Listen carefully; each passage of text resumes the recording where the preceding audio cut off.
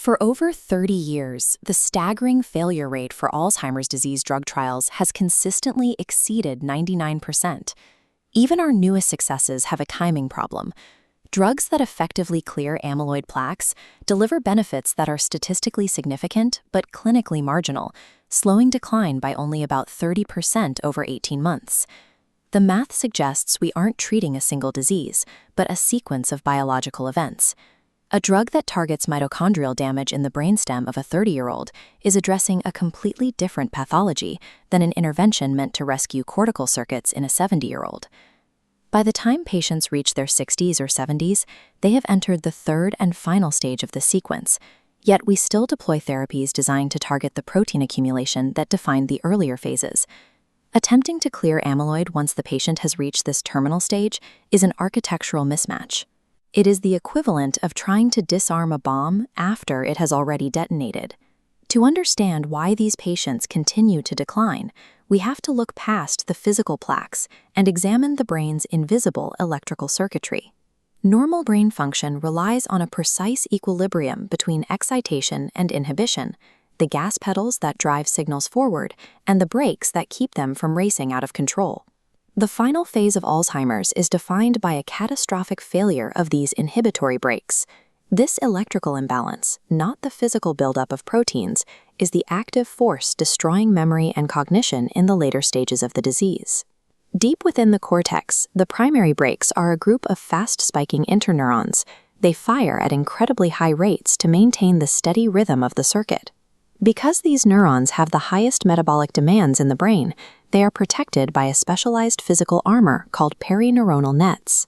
The collapse begins when immune cells, microglia, shift their behavior and begin releasing enzymes that dissolve this protective armor. Once stripped of their nets, these braking neurons are left exposed to inflammatory attacks. They are systematically tagged by the immune system and killed. With the brakes removed, the brain loses the ability to regulate its own electrical firing, leading to total circuit failure.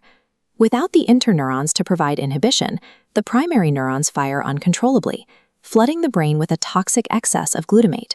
This initiates a state of excitotoxicity, a condition where neurons are essentially overstimulated until they suffer structural damage and die.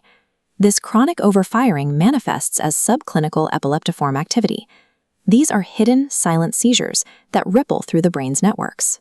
These electrical storms often go undetected by standard clinical observation, but they can be captured by specialized EEG monitoring, which shows them actively burning out the remaining cognitive circuits.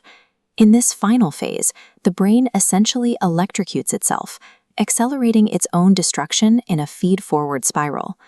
By mapping this specific sequence, we can deploy highly targeted pharmacological roadblocks at each step of the collapse. To protect the armor, we can use agents like sub-antimicrobial doxycycline, which blocks the specific enzymes that destroy the perineuronal nets. A similar effect can be achieved with EGCG, a natural compound derived from green tea, which also acts as an inhibitor of those armor-degrading enzymes. To address the glutamate flood, drugs like memantine or supplements like magnesium threonate can be used to shield neurons from the excitotoxic signals. Finally, agents like NLRP3 inhibitors or melatonin can be deployed to suppress the inflammatory loop that triggers the microglial shift in the first place.